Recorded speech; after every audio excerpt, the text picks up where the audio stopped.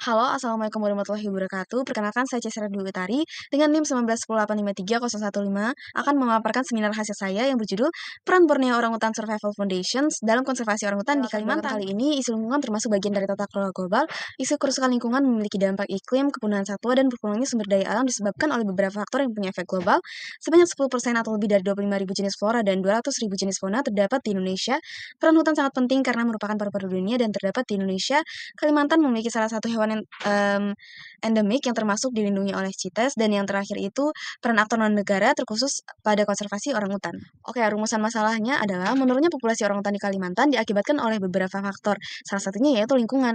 Orangutan merupakan hewan endemik yang ada di Indonesia dan merupakan bagian dari CITES. Selain itu, peran orangutan juga berpengaruh terhadap ekosistem yang ada di hutan. Karena itu, timbul upaya yang dilakukan oleh BOSF untuk konservasi orangutan di Kalimantan agar tetap terjaga dan lestari. Saat ini, walaupun orangutan telah dilindungi secara nasional dan internasional, namun orangutan masih menjadi hewan yang terancam punah berdasarkan dari CITES. Oleh karena itu, peran BOSF ini menarik untuk diteliti. Pertanyaan penelitiannya adalah bagaimana peran Borneo Orangutan Survival Foundation dalam konservasi orangutan di Kalimantan? Oke, tujuan penelitiannya yaitu untuk mendeskripsikan peran Borneo Orangutan Survival Foundation dalam konservasi orangutan di Kalimantan. Oke, seperti yang tertera di screen, manfaat penelitiannya ada dua, yaitu secara akademis. Dengan adanya penelitian ini diharapkan dapat memberikan kontribusi terhadap ilmu hubungan internasional dalam kajian untuk memahami peran NGO terhadap tata kelola global konservasi, dalam hal ini isu kelangkaan orangutan. Dan adapun secara praktisnya yaitu hasil penelitian ini diharapkan dapat menambah pengetahuan mahasiswa ilmu hubungan internasional terkait memahami peran BOSF untuk konservasi orangutan. Penelitian ini diharapkan juga berguna bagi masyarakat luas, baik Indonesia maupun internasional, untuk memahami peran Borneo Orangutan Survival Foundation. Yang ketiga yaitu ketika memahami peran NGO BOSF, terdapat manfaat bagi pemerintah nasional dan daerah seperti menjadi rekomendasi saat membuat kebijakan yang lebih baik.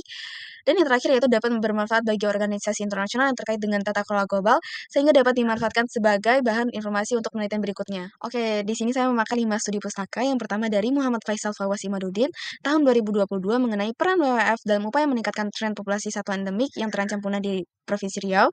Yang kedua dari Akvan Kunhak mengenai peran lembaga pelestarian satwa Borneo Orangutan Survival Samboja Lestari terkait perlindungan hukum terhadap satwa yang dilindungi dari perdagangan liar di Kalimantan Timur. Yang ketiga dari Eka Yulia Aryastanti tahun 2017 mengenai koordinasi Balai Konservasi Sumber Daya Alam Kalimantan Timur dan Borneo Orangutan Survival Foundation dalam upaya pelestarian orangutan di Provinsi Kalimantan Timur. Dan yang keempat itu dari Anggi Nurul Komariah tahun 2020 mengenai the effort of NGO BOSF in saving orangutans in Central Kalimantan tahun 2016 sampai 2019. Yang kelima itu dari Arum Silvana tahun 2018 mengenai Social Movement Borneo Orangutan Survival Foundation based on Community on Orangutan Safety in Central Kalimantan. Nah, untuk kerangka konseptualnya saya memakai dari David Lewis mengenai peran non-governmental organizations. Di sini David Lewis membagi 3 indikator atau 3 karakteristik. Yang pertama ada NGO as Service Delivery, yang kedua ada NGO as Catalyst, yang ketiga ada NGO as Partners. Untuk lebih lanjut nanti akan dijelaskan di bab 4. Pada bagian metode penelitian, pendekatan dan jenis penelitian saya bersifat kualitatif, terus penelitiannya juga bersifat deskriptif. Untuk batasan penelitian dari tahun 2012 hingga 2020, unit dan level analisisnya yaitu unit analisisnya BOSF, unit eksplanasinya kelangkaan orangutan, dan tingkat analisisnya yaitu kelompok.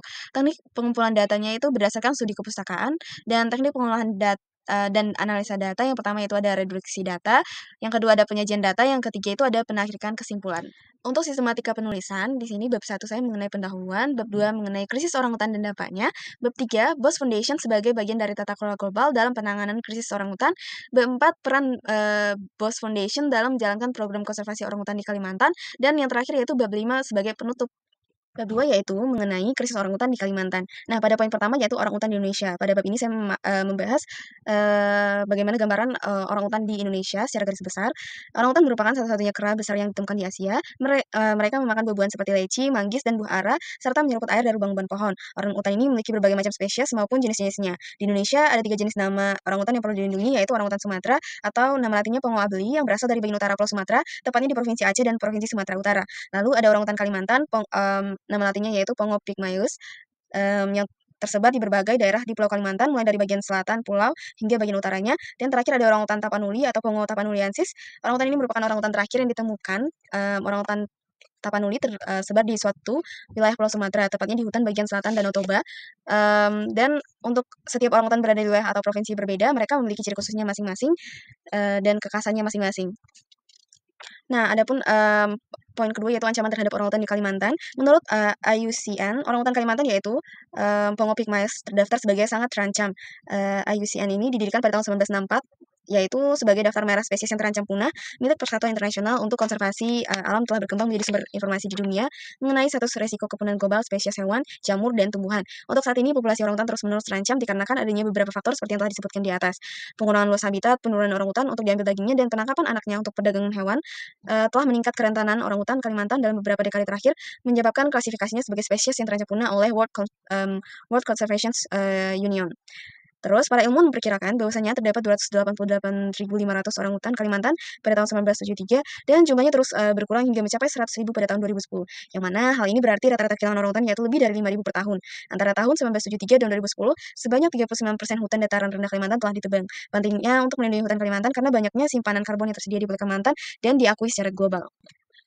Nah, poin ketiga yaitu habitat dan ekologi orangutan. Hutan tropis di bumi merupakan salah satu aset yang luar biasa dan penting secara ekonomi ekosistem karena memainkan peran penting dalam mengatur atmosfer, menyerap gas rumah kaca, mengelola daerah aliran sungai, dan merupakan rumah bagi beragam tumbuhan dan hewan. Orangutan Kalimantan juga menjalani kehidupan semi-soliter atau berarti bahwa mereka hidup sendiri dan bukan dalam kelompok sosial dan jarang berkumpul dalam kelompok. Berkembang biaknya orangutan Kalimantan, mereka berkembang sangat lambat, yaitu rata-rata menghasilkan satu keturunan setiap 6-8 tahun. Orangutan betina mencapai kesuburan atau kematangan pada usia mereka saat usia 10-15 tahun, dan umumnya orangutan betina mereka melahirkan satu bayi setelah masa kehamilan 254 hari. Yang mana ini juga mempengaruhi untuk pertumbuhan orangutan itu sendiri. Adapun dampak krisis orangutan terhadap lingkungan itu juga berdampak pada deforestasi dan perubahan lahan. Dampak penebangan terhadap kepadatan orangutan bervariasi dari perubahan kecil di hutan yang ditebang hingga dampak negatif besar di hutan yang ditebang. Hal ini mengakibatkan terjadinya deforestasi dan perubahan lahan. Penebangan ini tidak hanya mengurangi luas habitat, tetapi juga mengubah struktur dan kualitas hutan itu sendiri. Jadi karena adanya penebangan hutan, alih fungsi lahan dan kebakaran menyebabkan deforestasi yang besar, mengakibatkan hilangnya sebagian besar tutupan hutan alami di Kalimantan. Situasi ini tidak hanya mengancam kelangsungan hidup orangutan, tetapi juga mempercepat pemanasan global, karena hutan tropis adalah penyerap karbon yang penting bagi keseimbangan iklim global. Hal ini juga menciptakan krisis lingkungan yang lebih luas, yang berdampak pada keanekaragaman hayati, perubahan iklim, dan kesejahteraan manusia. Selanjutnya yaitu perburuan dan perdagangan ilegal. Habitat orangutan sebagian besar juga menjadi sasaran perburuan ilegal, baik secara langsung untuk diambil dagingnya maupun dijadikan hewan peliharaan. Orangutan muda sering sekali menjadi sasaran perdagangan satwa liar setelah induknya dibunuh, atau secara tidak langsung ketika orangutan yang terlantar dibunuh sebagai hama tanaman pertanian karena mengganggu lahan pertanian. Perdagangan ilegal orangutan sebagai hewan peliharaan juga menjadi masalah serius, terutama di pasar internasional yang melibatkan jaringan perdagangan lintas negara. Akibatnya habitat orangutan semakin berkurang, sementara ancaman aktivitas manusia menganggap mereka sebagai ancaman terus meningkat. Jadi karena orangutan ini sangat penting, maka maka kita harus menjaga ekosistem hutan itu sebagai habitat mereka. Tidak hanya itu, hutan Kalimantan dianggap sebagai paru-paru dunia sehingga kesehatan ekosistem itu menjadi perhatian dunia. Jadi bagi Indonesia atau negara ketika gagal mempertahankan kelestarian hutan, Kalimantan salah satunya ditandai dengan kelestarian orangutan. Maka hal ini dapat memperburuk citra Indonesia. Jadi, ketika hilangnya orangutan dan hutannya, maka akan menyebabkan dampak yang sangat besar, mulai dari kerusakan ekosistem, peningkatan bencana alam, penurunan kualitas udara dan air, hingga krisis kesehatan. Jadi dampak ini bukan hanya pada wilayah lokal saja, tetapi akan berpengaruh juga pada skala global, terutama pada aspek perubahan iklim global dan kesehatan manusia. Yang pada bab 3 yaitu BASF sebagai bagian dari tata kelola global dalam penanganan orangutan. Nah, tata kelola global atau yang sering kita kenal dengan TKG ini merupakan sebuah konsep yang mencerminkan perubahan paradigma dalam sistem internasional, di mana fenomena yang melihat negara tidak lagi sebagai aktor sentral dalam adanya kebijakan yang bersifat pemerintah, atau negara tidak lagi memegang kendali penuh sebagai aktor utama dalam penentuan kebijakan global. Seiring dengan meningkatnya kompleksitas masalah global, peran aktor non-negara seperti NGO, perusahaan multinasional, dan masyarakat sipil menjadi semakin penting dalam proses pengambilan keputusan dan implementasi kebijakan. Berbicara mengenai masalah global, berarti permasalahan tersebut akan memberikan dampak kepada tidak hanya satu pihak, melainkan lebih dari satu pihak, mulai berdampak kepada beberapa aspek juga. Hal ini juga berlaku kepada citra Indonesia, terkhusus mengenai hutan Kalimantan yang merupakan paru-paru dunia, dan di sana juga terdapat orangutan Kalimantan. Dalam konteks konservasi, khususnya terkait dengan orangutan di Kalimantan, peran aktor-aktor ini menjadi krusial mengingat tantangan lingkungan yang melibatkan berbagai pihak dan berdampak luas. Jadi, tata kelola global semakin berkurangnya arti penting negara serta meningkatnya keterlibatan aktor non-negara, seperti yang dilakukan oleh BASF dalam konservasi orangutan. Selanjutnya yaitu poin kedua, cita sebagai perjanjian internasional dalam konservasi orangutan. CITES atau Convention on International Trade in Endangered Species of Wild Fauna and Flora merupakan sebuah perjanjian internasional yang mana tujuannya yaitu untuk memastikan bahwa perdagangan internasional spesies hewan dan tumbuhan tidak mengancam kelangsungan hidup spesies tersebut. Artinya, CITES bertujuan untuk melindungi tumbuhan dan satwa liar terhadap perdagangan internasional. Selanjutnya yaitu karena perdagangan hewan dan tumbuhan itu melintasi batas negara, jadi upaya untuk mengaturnya memerlukan kerjasama internasional untuk melindungi spesies tertentu dari eksplorasi berlebihan. Karena itu, CITES disusun dengan semangat kerjasama tersebut. CITES melakukan kegiatannya dengan melakukan kontrol terhadap perdagangan internasional spesies-spesies tertentu, baik impor, ekspor, maupun reekspor dan introduksi spesies yang tercakup dalam konvensi harus disahkan melalui sistem perizinan masing-masing negara yang telah menyetujuinya. Selanjutnya yaitu pada CITES ini terdapat menjadi beberapa bagian, yaitu ada Appendix 1, 2, dan 3. Yang dimaksud dengan Appendix yaitu adanya berbagai tingkatan atau jenis perlindungan dari eksploitasi berlebihan. Artinya ini menunjukkan seberapa dilindungi spesies tersebut, flora maupun fauna. Nah, salah satu yang menjadi tantangan implementasi CITES ini yaitu menurut Smith, sebagian besar keanekaragaman hayati dunia terdapat di negara-negara berkembang yang membutuhkan bantuan dana atau dukungan donor yang digunakan untuk membangun kapasitas konservasi mereka. Dan seperti yang kita tahu bahwasanya Indonesia juga meratifikasi CITES ini. Indonesia bergabung pada CITES pada tanggal 28 Desember tahun 1978 yang ditetapkan melalui Kepres nomor 43 tahun 1978. BOSF ini memiliki kaitan dengan CITES, yaitu BOSF berfungsi sebagai agen pelaksanaan di lapangan untuk implementasi tujuan CITES dalam melindungi orangutan dari ancaman perdagangan ilegal, pembunuhan, dan kehilangan habitatnya. Melalui penyelamatan, rehabilitasi, pelepas liaran, edukasi, dan advokasi, BOSF membantu memastikan bahwa perlindungan yang diamanatkan oleh CITES dapat diwujudkan secara efektif di Kalimantan. Pada bagian ini akan membahas mengenai BOSF dalam konservasi orangutan di Kalimantan. Awal mulanya, sebuah organisasi non-pemerintah ini muncul karena adanya suatu ancaman yang meningkat, yaitu bahwasannya bagaimana di banyak daerah tropis yang lain di bagian dunia di mana hutan, hujan Kalimantan ditebang besar-besaran karena produksi kayu, kelapa sawit, karet, dan mineral. Jadi pada tahun 1991, awalnya terdapat 4 orang yang mendirikan BOSF, yaitu Willy Smith, Peter Carsono, Asta Bostani, dan Joe. Mereka memulai gerakan informal menyelamatkan orangutan dari perdagangan satwa liar ilegal dan mengembalikan mereka ke alam liar. Adapun visi dan misi organisasi BOSF ini yaitu untuk melestarikan orangutan dan lingkungannya. Hal ini berkaitan juga dengan bahwasannya orangutan ini dilindungi oleh CITES dan termasuk Appendix 1 yang artinya sangat terancam punah. Adapun posisi BOSF ini, kalau dilihat dari SDGs yang biasa kita dengar dengan tujuan pembangunan berkelanjutan. Di sini BOSF juga berperan dalam mendukung beberapa tujuan pembangunan global yang ditetapkan oleh United Nations atau yang kita kenal dengan PBB. Yang pertama itu yaitu SDGs 13 mengenai climate action, yaitu untuk mengambil tindakan memerangi perubahan iklim dan dampaknya.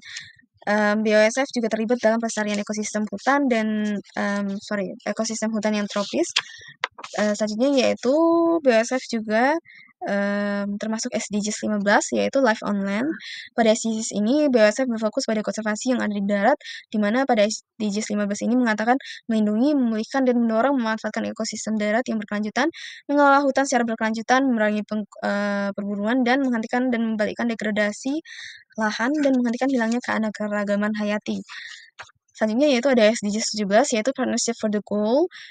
SDGs ini memiliki goal yaitu memperkuat sarana pelaksanaan dan menghidupkan kembali kemitraan global untuk pembangunan berkelanjutan. Hal ini selaras dengan BOSF, di mana BOSF menjalin kerjasama dengan non-state actor internasional lainnya. Nah, untuk posisi BOSF dalam TKG yaitu peran BOSF dalam konservasi global sebagai NGO. BOSF terlibat dalam upaya konservasi global melalui rehabilitasi, pelepas liaran orangutan, dan perlindungan habitat hutan tropis. Keterlibatan yang dilakukan BOSF dalam program internasional yaitu termasuk adanya upaya implementasi CITES ini, dan CITES merupakan contoh dari bagaimana BOSF berpartisipasi dalam TKG. Selanjutnya yaitu pemberdayaan dan pembangunan berkelanjutan SDGs ini juga termasuk kategori pada TKG. Pada bab 4 ini akan membahas mengenai peran BOSF dalam menjalankan program konservasi orangutan di Kalimantan, yang mana kerangka konsep yang saya pakai yaitu dari David Lewis mengenai peran non-governmental organizations. Di mana David Lewis ini membaginya dalam 3 hal untuk melihat peran sebuah non-organisasi pemerintah sebagai penyedia layanan, katalis, dan kemitraan. Menurut David Lewis, indikator pertama yang ditulisnya yaitu mengenai service delivery atau penyedia layanan. Hal ini dimaksudkan untuk melihat peran yang paling dapat diamati dan terlihat secara langsung karena dalam melihat peran NGO terkait penyedia layanan kepada masyarakat yang disediakan oleh sebuah organisasi terkait dengan kegiatan yang dilakukan oleh BOSF, pada indikator ini bisa kita lihat melalui program yang dilakukan oleh BOSF, yakni BOSF berperan langsung dalam melaksanakan kegiatan konservasi yang mencakup penyelamatan, rehabilitasi, dan pelepasliaran orangutan. Pada poin pertama yaitu penyelamatan dan rehabilitasi orangutan. Nah, pada kegiatan ini seperti yang sudah dijelaskan sebelumnya bahwa BOSF memiliki tempat rehabilitasi dan penyelamatan orangutan yaitu di Nyaru Menteng, Kalimantan Tengah, dan Samboja Lestari, Kalimantan Timur, di mana orangutan yang diselamatkan dari situasi berbahaya seperti pembalakan liar dan perdagangan ilegal dirawat dan dilatih untuk hidup di alam liar. Jadi yang masuk pusat rehabilitasi orangutan ini beragam, tidak hanya dari orangutan berumur muda, namun juga ada yang remaja dan dewasa hingga tua. Yang kedua yaitu ada program pelepasliaran orangutan. Nah, proses pelepasliaran orangutan oleh BOSF ini merupakan tahapan akhir yang penting dalam program konservasi mereka. Sebelum pelepasliaran orangutan ini, BOSF dalam tahapannya melalui berbagai tahapan rehabilitasi. Orangutan memiliki keterampilan, BOSF juga menjalankan program pelepasliaran orangutan, yakni melakukan pelepasliaran di area hutan yang dilindungi dan aman. Hal ini dilakukan agar untuk mengembalikan orangutan yang telah direhabilitasi ke habitat aslinya, dan juga sekaligus untuk menjaga keberlangsungan dan keberlanjutan populasi orangutan di alam liar. Sebelum orangutan dilepasliarkan, mereka harus menunjukkan keterampilan yang dibutuhkan untuk bertahan hidup, yaitu kemampuan menjelajah, keterampilan memanjatnya, pembuat sarang inovatif, di mana orangutan liar membangun sarang dari ranting dan daun untuk tidur di atas pohon, dan dari itu semua mereka dinilai sehingga baru bisa dinyatakan lulus atau enggak untuk lanjut pada program pelepasliaran orangutan. Selanjutnya yaitu ada layanan edukasi dan pelatihan. Selanjutnya yaitu layanan edukasi dan pelatihan. Di sini BOSF menyediakan layanan edukasi dan pelatihan kepada masyarakat lokal dan internasional. Hal ini dilakukan untuk mensosialisasikan bahwasannya penting konservasi orangutan dan hutan hujan tropis melalui kampanye kesadaran dan juga pelatihan bagi penjaga hutan, serta edukasi bagi masyarakat setempat. Adapun kegiatan yang dilakukan BOSF yaitu mempekerjakan staf lokal dari masyarakat setempat dan juga membeli kebutuhan dari masyarakat lokal. Ini juga dapat meningkatkan mata pencarian dan meningkatkan kesadaran lingkungan. Menurut BOSF, penting bahwasanya melibatkan masyarakat sekitar atas tempat dalam pemangku kepentingan terkait upaya konservasi melalui awareness, pembangunan kapasitas, dan pemberdayaan masyarakat tanpa harus melanjutkan eksploitasi sumber daya alam yang terjadi saat ini. Nah, selanjutnya layanan edukasi, yaitu BOSF juga rutin menyelenggarakan kunjungan sekolah melalui program Orangutan Goes to School di wilayah kerja BOSF dan beberapa kota besar. Program ini tujuannya selain menyuarakan pentingnya melestarikan satwa liar, tapi juga membubuhkan kecintaan terhadap orangutan. Dan hal ini juga untuk meningkatkan kesadaran publik tentang pentingnya konservasi orangutan dan lingkungan mereka. Karena hal itu, kita dapat lihat bagaimana peran yang dilakukan oleh BOSF untuk konservasi orangutan di Kalimantan sebagai penyedia layanan. Selanjutnya, indikator kedua menurut David Lewis yaitu katalis. Pada indikator ini, katalis di sini berarti pemberdayaan. Maksudnya yaitu prosesnya melibatkan perpindahan dari wawasan ke tindakan dan dari tindakan individu ke tindakan kolektif. Menurut David Lewis, katalis atau advokasi ini merupakan kegiatan atau perlainnya dari katalisator. Terus yang pertama dilakukan BOSF perannya yaitu sebagai katalis atau advokasi. Yang pertama adanya kampanye kesadaran lingkungan. Nah, BOSF membuat dan menjalankan kampanye global untuk meningkatkan kesadaran akan krisis yang dihadapi orangutan di Kalimantan. Hal ini dilakukan melalui platform media sosial yang dimiliki oleh BOSF dan juga kerjasama dengan media internasional dan pelibatan publik dalam menyuarakan mengenai konservasi. Melalui media sosial, BOSF aktif di berbagai platform media sosial seperti Instagram, Facebook, dan YouTube. Hal ini digunakan untuk menyebarkan informasi mengenai orangutan dan habitatnya di Kalimantan. Contohnya, salah satu contohnya yaitu campaign Adopt an Orangutan, yang mana hal ini memungkinkan publik berkontribusi langsung terhadap konservasi orangutan. Kampanye adopsi ini memberikan kesempatan kepada masyarakat luas untuk secara langsung mengadopsi orangutan yang sedang menjalani rehabilitasi. Setiap adopsi memberikan dukungan finansial yang diperlukan untuk merawat, merehabilitasi, dan melepaskan orangutan kembali ke alam liar. Ada juga kampanye ini diadakan melalui Instagram resmi dan website resmi dari BOSF. Hal ini dilakukan untuk meningkatkan kesadaran dan memperdayakan individu untuk menjadi agent of change. Internet tidak mengenal batas negara, begitupun dengan peran BOSF. Selanjutnya itu adanya advokasi untuk perubahan kebijakan. Seperti contohnya yaitu yang udah dibahas di atas, bahwasanya kerjasama BOSF dengan pemerintah Indonesia dan beberapa mitra lainnya untuk mendorong regulasi yang lebih ketat dan penegakan hukum terhadap perburuan dan perdagangan satwa liar, serta perlindungan habitat. Jadi, peran BOSF sebagai katalis menunjukkan bahwa BOSF membangkitkan kesadaran, membentuk opini publik, dan melalui kampanye kesadaran lingkungan, BOSF mendorong tindakan kolektif yang melibatkan berbagai pihak, mulai dari individu, sekolah, hingga pemerintah. Dengan menggunakan pendekatan ini, BOSF mampu memberikan dampak yang signifikan terhadap upaya pelestarian orang hutan dan lingkungan secara keseluruhan. Selanjutnya, menurut David Lewis, yaitu mengenai partner. Di sini partner ini memiliki maksud mengenai kemitraan atau kemampuan untuk membaca kemungkinan-kemungkinan bekerja sama baik sama negara, lembaga pendonor, pemerintah, ataupun pihak lainnya termasuk sektor swasta untuk tercapainya kepentingan bersama yang tentunya bermanfaat dan tidak hanya membebani pihak lain, baik di tingkat nasional maupun internasional. Kemitraan ini memungkinkan BOSF untuk memperluas dampaknya dan melibatkan berbagai pihak lain dalam upaya konservasi. BOSF dalam menjalankan konsep perannya sebagai NGO bisa dilihat juga dengan mitra kerjasamanya sebagai organisasi non-pemerintah. BOSF juga membutuhkan kerjasamanya dalam memperoleh dana bantuan, hal ini untuk mempermudah biaya operasional konservasi orang hutan. Dan contohnya ada beberapa kerjasama dengan organisasi lain. Yang pertama itu kemitraan dengan pemerintah Indonesia. Indonesia juga melakukan mitra dengan salah satu pemerintah Indonesia. BOSF juga melakukan mitra dengan salah satu pemerintah Indonesia, yaitu KLHK atau Kementerian Lingkungan Hidup dan Kehutanan Indonesia, di mana pada tahun 2017 terdapat penandatanganan nota kesepahaman dan perjanjian kerjasama Ditjen KSDAE dengan Yayasan Penyelamatan Orangutan Borneo. Selain ruang lingkup penandatangan kesepahaman program kerjasama ini, juga harus ditindaklanjuti dengan pembuatan rencana pelaksanaan program atau RPP dan rencana kerja tahunan atau RKT selama 5 tahun. Nah, poin kedua yaitu kerjasama dengan organisasi lain. BOSF juga bekerja sama dengan organisasi internasional. Terus BOSF juga bermitra dengan BOS Australia, BOS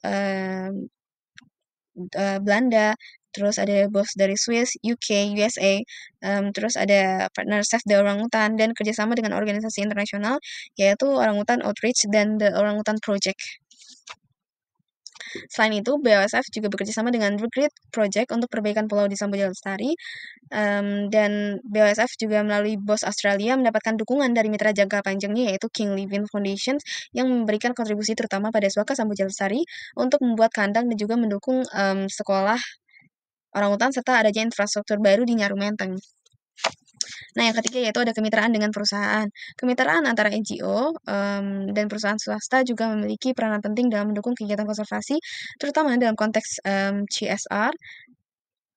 Program tanggung jawab sosial perusahaan atau CSR merupakan pendekatan yang diambil perusahaan untuk berkontribusi terhadap kesejahteraan sosial dan lingkungan. Dalam BOS Foundation, kerjasama ini memungkinkan akses ke sumber daya yang lebih besar, baik dalam bentuk pendanaan, dukungan infrastruktur, maupun kampanye kesadaran. Contohnya yaitu BOS Foundation juga bekerjasama dengan perusahaan yang memiliki program tanggung jawab sosial perusahaan seperti BCA, di mana BCA mendukung menjaga orangutan demi ekosistem hutan Indonesia yang lestari. Hal lain juga, BCA melakukan dan membantu perbaikan pulau-pulau di kawasan konservasi. Salah satu kontribusi nyata di pulau-pulau ini berfungsi sebagai habitat sementara atau pulau pelepas liaran bagi orangutan yang sedang dalam masa rehabilitasi. Nah, sekian peran BOSF dalam menjalankan program konservasi orangutan berdasarkan dari David Lewis. Yang 3 tadi ada service delivery, terus ada katalis, dan yang terakhir yaitu partner. Oke, yang terakhir yaitu mengenai kesimpulan.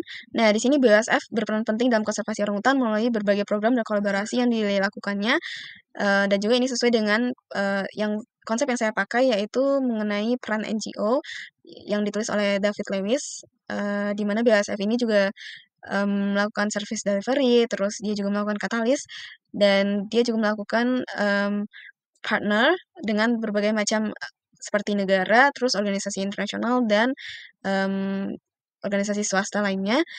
Selanjutnya yaitu penelitian ini menyoroti kontribusi NGO dalam keberlanjutan ekosistem dan perlindungan spesies yang dilakukan oleh BOSF, sehingga ini dapat disimpulkan bahwasannya BOSF berperan penting dalam konservasi orangutan melalui berbagai program dan kolaborasinya. Sekian dari saya, mohon maaf apabila ada kesalahan dalam penyampaian kalimat-kalimat, dan terima kasih.